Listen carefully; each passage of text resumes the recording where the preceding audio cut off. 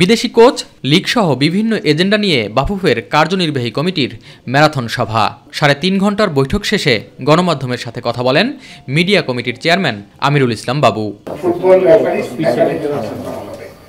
এবং আমাদের রেফারিদের কিছু কনসেপ্ট ছিল, কিছু আবদার ছিল।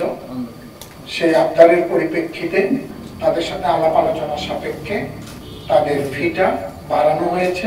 জাতীয় দলের 2 বিদেশি কোচ হেভিয়ার ক্যাব্রেরা ও পিটার বাটলারের সাথে চুক্তি শেষ হচ্ছে ডিসেম্বরে। এ বিষয়ে আলোচনা হলেও সিদ্ধান্ত আসেনি। ওনারই না, পিটার বাটলারেরও কিন্তু আপনার 31 তারিখ পর্যন্ত সময়। এটা আমরা উইদিন 7 ডেজ, আমরা 7 দিনের মধ্যে আমাদের প্রেসিডেন্ট সাহেব আমাদেরকে নিয়ে আবার বসে এই ব্যাপারটায় উনি সিদ্ধান্ত নেবেন।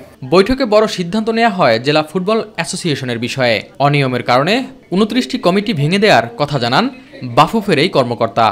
এবং এই 29টি জেলাকে বলা হবে অ্যাডহক কমিটি করতে, এবং অ্যাডহক কমিটি আগামী 90 দিনের মধ্যে তারা ইলেকশন দিবে।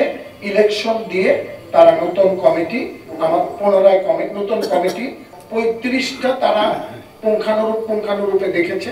বাকি যেগুলা আছে সেগুলো পরবর্তীতে আবার দেখা হবে। এছাড়া সাধারণ সম্পাদক ইমরান হোসেন তুষারের মেয়াদ 2 বছর বৃদ্ধি, রেলিগেশন না রেখে 8 দলের চ্যাম্পিয়নশিপ লিগ সহ বেশ কয়েকটি সিদ্ধান্ত হয় সভায়। বিসিএল থেকে কোনো রেলিগেশন হবে না এবং প্রথম বিভাগে দলগুলি বিসিএল খেলতে পারবে তারা ইচ্ছা করলে। এস এম আরিফ, মাই টিভি, ঢাকা।